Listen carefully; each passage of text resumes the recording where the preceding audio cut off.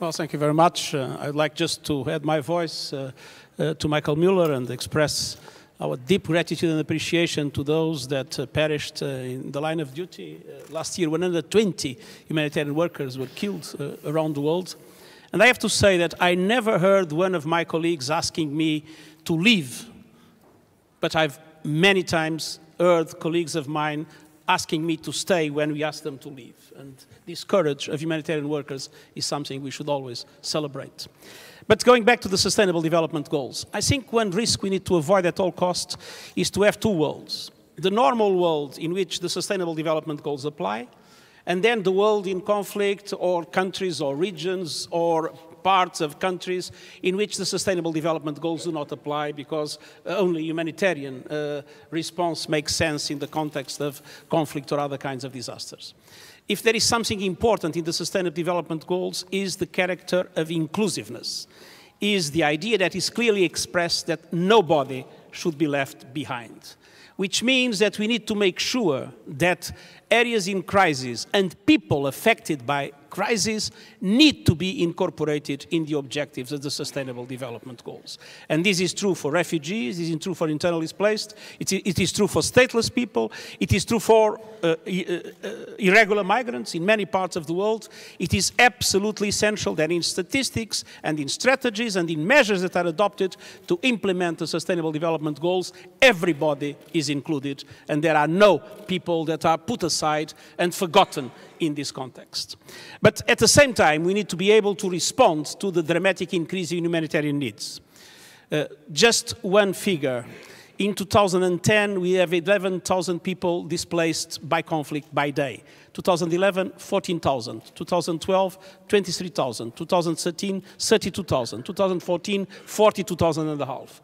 Which means humanitarian needs are increasing dramatically and the funds available to respond are not increasing at all at the same level. Which means that the multilateral international humanitarian community is not broken, but it is financially broke.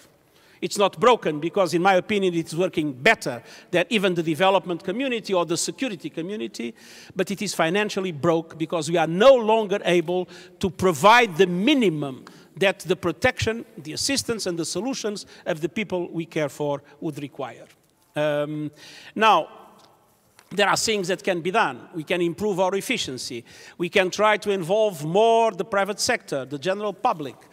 We can make efforts to bring new countries, emerging economies, emerging powers into the financial donor community. And of course, this is being done. But I think we need to think out of the box and we need to recognize that there is a quantum leap that requires much more than these gradual improvements. And there are two things that I've been putting on the table. One is whether it would make sense or not to have part of the humanitarian response by the international multilateral system funded by assessed contributions, as peacekeeping is. We know this is not popular and probably it will not be easy to make this idea go through the General Assembly and several key countries in the UN context. But I think it is obvious that based on voluntary contributions strictly, we are having more and more difficulties to respond. And second, I think it's absolutely essential to see in a completely different way the link between humanitarian response and development cooperation. We always speak about the gap, about how to bridge that gap, how to bring relief and development more closely one after the other. But the question is not to bring them more closely one after the other.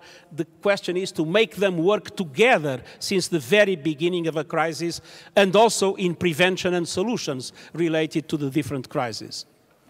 I do believe it's absolutely essential that many of the things we are doing now with humanitarian money, for instance, helping people go back home, helping communities support displaced people or refugees, many of these things should be included in development cooperation and should be a priority in development cooperation.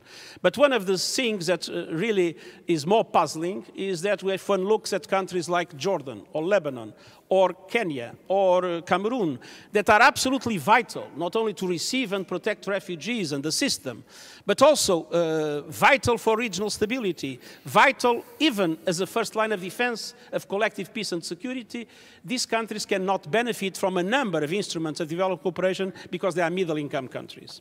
So I think a fundamental review of development strategies is required in order to make sure that what today is entirely left to the humanitarian world, but it is intrinsically linked to the security and development concerns of the world, is responded in a comprehensive way involving the development actors, and at the same time that the strategies, the priorities are defined in a way that include those countries that, even if they are middle-income countries, are absolutely crucial in the present context, both from the humanitarian point of view, but also from the security point of view.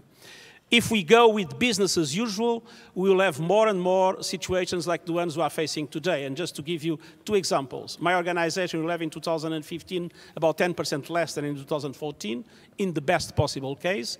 And if you look at the World Food Programme, they are now having an enormous difficulty to respond to the most basic of the needs of populations in several scenarios around the world. And food rations are being cut in a dramatic way. It is clear we no longer have the resources to respond to the crisis we are facing. It is clear that something fundamental must change for that possibility to be reestablished.